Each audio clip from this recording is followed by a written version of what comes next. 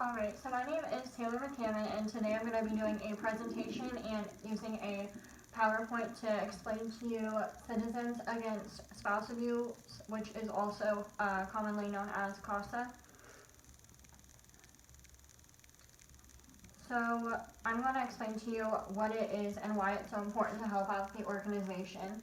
CASA is a non-for-profit organization that is aimed to protect and help those that have been victims of domestic abuse, or basically any type of abuse they can help you with.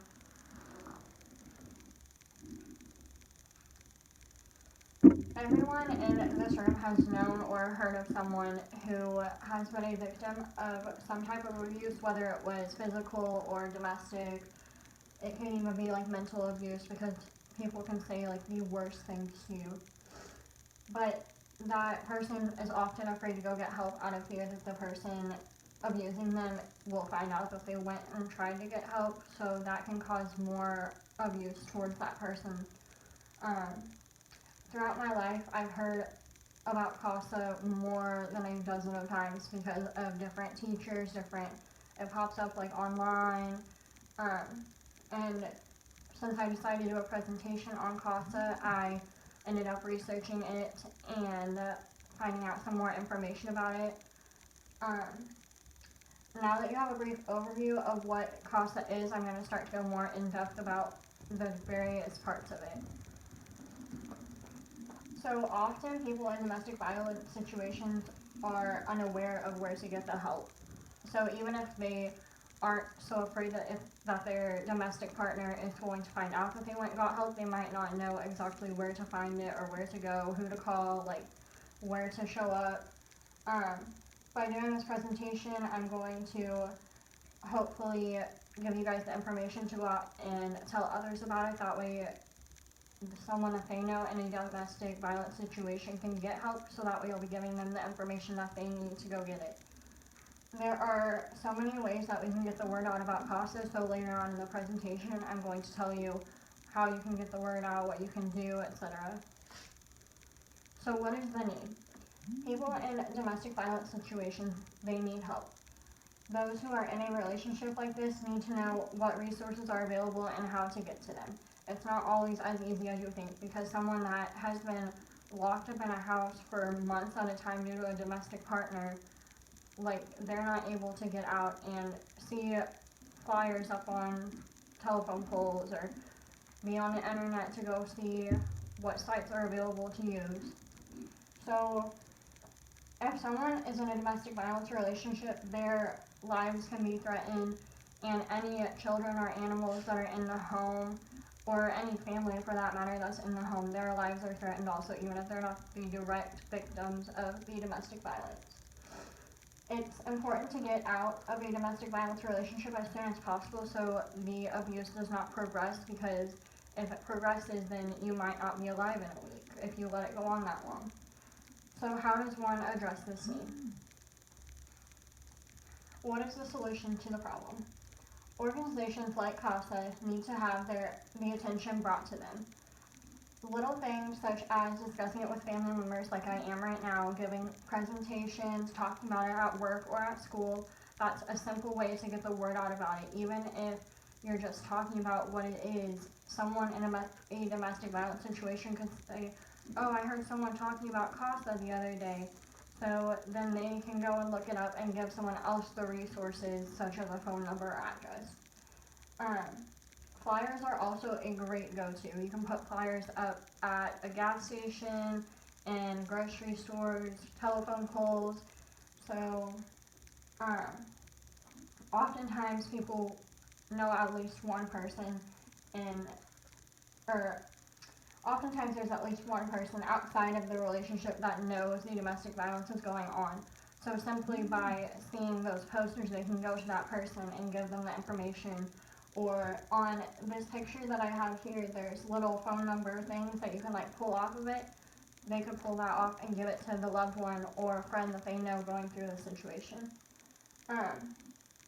On the flyer, you would obviously put various organizations and phone numbers, addresses, You can even put down things that the organization takes as donations. That way you're giving the organization resources to help those people in domestic violence situations. So now let's discuss how we are going to help this issue. What is my plan? Every solution to a problem needs a plan.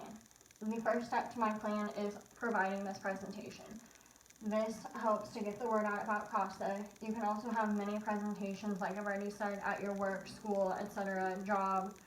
The next step is to make flyers. You can post them a lot of places in your hometown regarding how to get a hold of CASA and what supplies are accepted through donations. Again, this is just my plan, so this is how I'm going to go about helping out CASA.